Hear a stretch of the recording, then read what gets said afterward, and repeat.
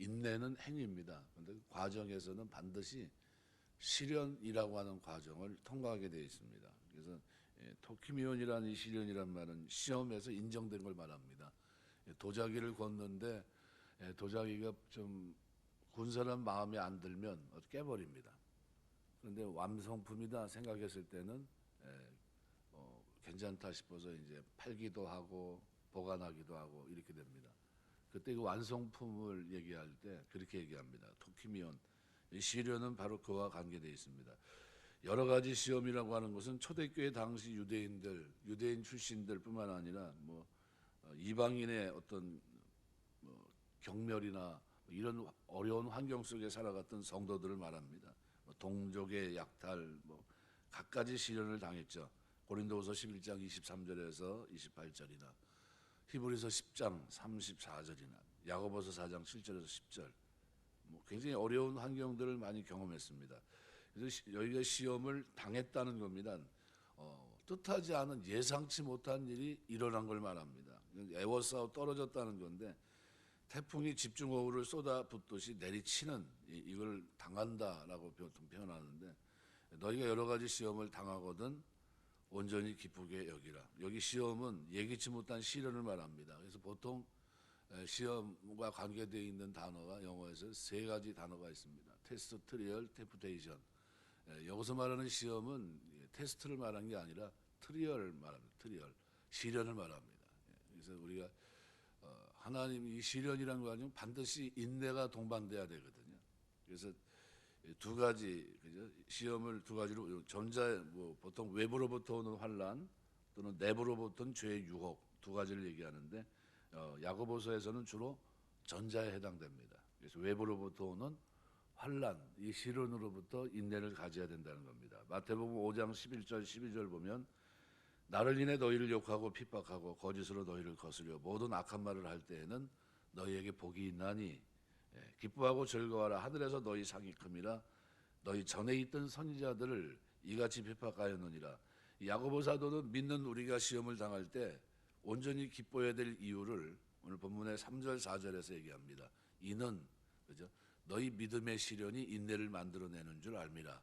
인내를 온전히 이루라. 이는 너희로 온전하고 구비하여 조금도 부족함이 없게 하려 함이라. 그래서 3절 4절을 통해 설명하고 있는데요. 중요한 표현이 믿음의 시련입니다. 이 모든 어려움이 생기는 이유가 뭔가? 나를 단련하고 있다는 겁니다. 시련. 도자기를 굽고 있습니다. 지금 도자기를 굽는데 초벌도 하고 재벌도 합니다. 우리가 가지고 있는 믿음과 관계가 있기 때문에 나의 믿음을 시험하고 달아보는 겁니다. 그래서 하나님께서 우리에게 갑자기 밀어닥친 어려움을 통해서 믿음의 진정성을 알아보시는 거예요. 진짠가? 사람이 어려움을 당해보면 그가 고백한 신앙이 진정한 것인지 아니면 거짓된 것인지가 구별됩니다. 근데 이것은 단순한 테스트를 하기 위한 것이 아니라 이 시련은 우리를 만들어가는 연단의 과정입니다. 그 속으로 들어가는 거예요. 구약에 보면 대표적인 사람이 야곱입니다. 하나님이 그 속에서 만들어가요. 모세도 마찬가지고 아브라함도 부르시고 그 속에서 만들어갑니다. 처음서부터 그렇게 훌륭한 사람이 아닙니다. 하나님 마음에 합한 사람도 아니고 예배하고 기도하는 사람도 아니었습니다. 그런 사람들이 시련을 통해서 하나님 앞에 올라가게 되고 베델로 올라가게 되고 이렇게 됩니다. 모세가 그렇게 급했던 사람을 쳐 죽였던 사람이 지상에서 가장 온유한 사람이 됩니다. 그 하나님 말씀하고 있는 시련이에요. 시련으로 인내를 이루게 하시는 겁니다. 그래서 이 시련이 우리를 만들어가는 연단의 과정입니다. 보통 시험을 보면 잘 치는 사람도 있고 망친 사람도 있습니다. 그래서 시험 점수가 나오고 합격, 불합격 구별이 됩니다. 근데 하나님의 시험은 다릅니다. 합격, 불합격이 아니라 그 시험은 계속해서 잘하게 하는 시험이에요. 성장하게 하고 성숙하게 하고 인내를 갖추게 하는 시험입니다. 그래서 그동안 우리가 어떤 이유로 전혀 성장하지 못하고 있었다고 한다면 하나님은 이런 시련들을 통해서 기도하게 하고 하나님 앞에 어떻게 해요? 초점을 다시 맞추게 합니다. 말씀을 읽게 하고 결단하게 되고 그러면서 전혀 다른 사람으로 변화되게 되는데 그 가장 대표적인 변화가 인내라는 거예요. 피포먼에 말씀을 붙들고 기다릴 줄 아는 사람. 약속의 말씀을 붙들고 견딜 수 있는 사람으로 만들어준다는 겁니다. 그래서 신앙이 연약한 사람들, 어린 사람이라고 표현하는데 이런 사람들의 특징이 뭡니까? 쉽게 포기합니다. 그러니까 자기가 생각한 것이 당장 이루어지지 않으면 낙심합니다. 금방 무엇인가 되지 않으면 쉽게 포기하고 돌아섭니다. 그런데 시련을 통과한 성도들은 놀랄 만한 인내심이 있어요. 견뎌냅니다. 왜냐하면 그런 하나님의 시간과 우리의 시간이 다르다는 것을 알고 있기 때문입니다. 하나님은 하나님의 방법으로 하나님의 시간에 하나님의 때 이루신다. 이걸 알고 있기 때문에 그때까지 인내합니다. 시련 속에서 견뎌내요. 그래서 인내하지 못하는 사람은 결코 사용될 수가 없습니다. 우리가 급할 때 하나님은 전혀 급하지 않으시고요. 우리가 급하지 않을 때 하나님은 급하십니다. 그러니까 하나님의 백성의 기본적인 자세는 시간을 하나님께 맞추는 거예요. 나에게 맞추지 않고 하나님께 맞추게 될 때 그때 신앙생활이 온전하게 돌아갑니다. 하나님께서는 때때로 우리가 기도에 응답하시지 않고 내버려 두시면서 우리의 믿음을 달아보십니다.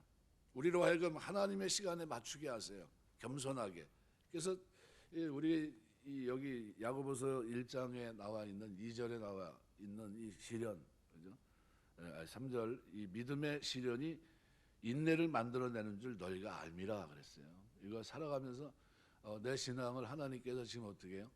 단련하고 있다. 뭘 주시려고요? 온전하고 부족하지 않도록 완전한 온전함을 이룰 수 있도록 하시기 위해서 인내라고 하는 이 선물을 지금 내 삶에서 어떻게 해요? 만들어 가시는 거예요. 용광로에서 금과 은을 재련하려면요, 금은 불과 0.2g뿐이 안 됩니다. 1톤에. 그럼 다 뭡니까? 불순물이에요. 그럼 다 어떻게 해야 됩니까? 녹여버려야 되는 거예요. 부셔버리든지. 그러니까 불 속에서 일정 기간이 지나야 우리가 말한 대로 금이 나오고 은이 되는 겁니다. 바로 그 기간을 시련으로 표현했고요. 그 결과가 인내를 생산한다는 겁니다. 그래서 시련은 과정입니다. 결과가 아니라 과정이에요. 예를 들면 어린아이가 성장하려면 일정 기간 동안 나이를 먹어야 됩니다. 어린이 된 사람들은 어린아이 시절을 자기가 생각하면서 내가 언제 왜 그랬지? 어렸을 때 참 생각이 모자랐어. 서부터 내가 그래 나도 그랬었지 이렇게 합니다. 그래서 여기 4절에 보면 인내를 온전히 이루라. 텔레온이란 말은요, 끝 결말을 보라는 겁니다. 그러니까 이건 다른 말하면 중도에 포기하지 말고 끝까지 참고 견디라는 겁니다. 그러니까 포기하지 말고, 그러니까 인내를 온전히 이루라. 이는 너희로 온전하고 구비하여 조금 더 부족함이 없게 하려 함이라. 마태복음 5장 48절에 보면 하늘에 계신 너희 아버지의 온전하심과 같이 너희도 온전하라. 여기 온전은 그리스도의 지혜로 우리가 지체로서 인내를 갖추면서 부족함이 없는 상태, 이걸 우리가 이렇게 표현할 수 있습니다. 그래서 구약에서는 하나님께 제물을 드릴 때 흠없는 짐승을 온전으로 말하기도 합니다. 그러니까 성도가 제물로서 인간 생활에 흠이 없는 상태를 가리킬 때 온전이라고 말합니다. 온전. 그러니까 구비하여라는 것은 신체 각 부분이 모두 건전한 상태를 말합니다. 그러니까 하나님의 형상을 닮아가려고 힘쓰고 애쓰는 생활이 있어야 된다는 거죠. 그냥 온전이라는 단어는 그냥 대충 붙일 수 있는 단어가 아닙니다. 그래서 그리스도인들은 시험이 오면 기뻐합니다. 왜 기뻐할까요? 시험을 이기는 방법은 자신의 경험이나 지식으로 해결되지 않습니다. 믿음으로 인내할 때 승리할 수 있다는 걸 알기 때문입니다. 그래서 오늘 2절에서 4절에서는 기쁨과 믿음과 인내가 합쳐져서 하나님이 요구하시는 온전한 성도가 되는 겁니다. 어떤 시험에 처하든지 인내하는 그리스도인이 되시길 주의 이름으로 축원합니다. 오늘 우리 찬송가 543장을 불렀거든요. 이 찬송은 D.L. 무디가 그와 함께 이제 부흥 사역을 감당할 때 찬송 복음송 가수 생키가 불렀던, 그리고 가장 애창곡입니다. D.L. 무디가 평생을 살아가면서 가장 가까이 했던 찬송이고요. 부흥성례를 할 때마다 불렀던 찬송이 바로 이 찬송이라고 합니다. 그러니까 애창곡이라는 건 뭐냐면 늘 그걸 염두에 두고 산다는 겁니다. 그게 마음속에 있고 하나님을 향해서. 그래서 이게 543장을 우리가 가끔 부를 때 그때마다 D.L. 무디가 이런 중심을 가지고 살았겠구나 하는 것을 우리가 알 수 있습니다. 우리 신앙생활은 그래요. 그래서 오늘 이 기록한 대로 시험에 대한 성도의 자세는 대단히 중요합니다. 시험을 피할 것이냐 아니면 맞이할 것이냐, 시험에 대한 기쁨의 태도를 가지고 맞이해야 되는데, 그때 우리에게 필요한 것은 뭡니까? 믿음을 지켜야 됩니다. 그리고 인내해야 됩니다. 시련은 나를 어떻게 해요? 단련하시지만 그 단련의 목적은 뭡니까? 성장하는 데 있습니다. 성숙하게 하는데. 그래서 이 시험은 반드시 나를 어떻게 해요? 인내라는 결과를 가져오게 하고요.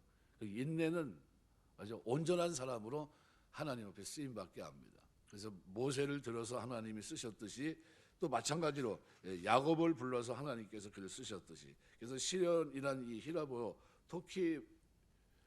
토키모스라는 이 단어는 도공이 도자기를 잘 빚어서 불에 구워낸 후 흙이 있는 것은 깨버리고 잘 구워진 것을 향해서 합격 선언을 할 때 썼던 단어가 도키모스, 시련이라는 단어입니다. 히라보.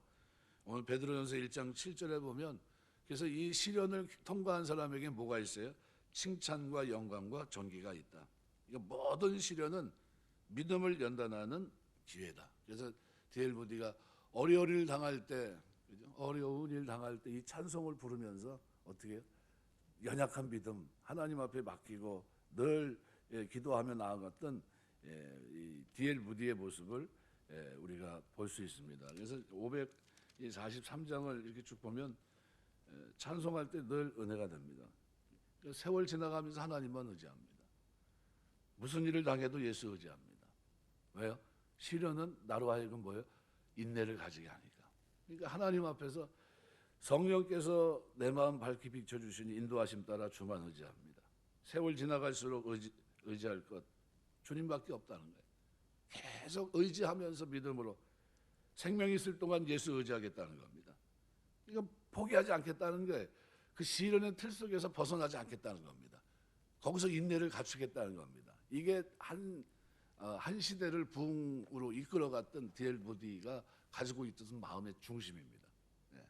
늘 마음 중심에 어떻게 하나님 의지하겠다는, 하나님 의지하면서 인내하고 끝까지 그 길을 걸어가겠다. 이것이 그가 가지고 있었던 자세고요. 이런 글을 하나님은 들어서 쓰셨습니다. 이 사람을 뭐라고 표현합니까? 오늘 본문은 온전한 자라고 표현합니다. 그래서 여기 4절은 인내를 온전히 이루라. 이는 너희로 온전하고 구비하여 조금도 부족함이 없게 하려 함이라. 말씀 맺겠습니다. 인내를 온전히 이루라. 완전한 행위를 가지라는 겁니다. 인내라고 하는 결과를 가지라는 겁니다. 그래서 인내는 사상이나 개념, 머릿속의 생각이 아니라 행동입니다. 휘퍼문에는 말씀을 붙잡고 시련을 견뎌내는 행위입니다. 이것은 굉장히 중요한 거예요.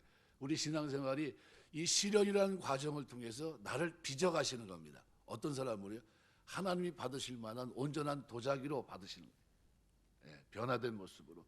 그 삶에는 인내라는 결과를 가지고 있는 겁니다. 우리 살아가면서 하나님, 오늘 아침에 기도할 때 하나님, 내가 시험을 만날 때 기쁘게 여기게 하시고, 그죠? 그 속에서 내가 믿음을 지키고 끝까지 시련을 견뎌내서 인내라는 아름다운 신앙의 덕목이 내 생애 전반에 어떤 상황을 만나도 하나님을 의지하고 그 속에서 기도하며 승리하고 말씀을 붙잡고 승리하는 그런 모습이 내 삶 속에 충만하게 이루어질 수 있도록 붙들어 주옵소서. 이 온전함이 저와 여러분의 신앙생활 속에 인내의 모습으로 나타나게 되시기를 주의 이름으로 축원합니다. 기도하겠습니다.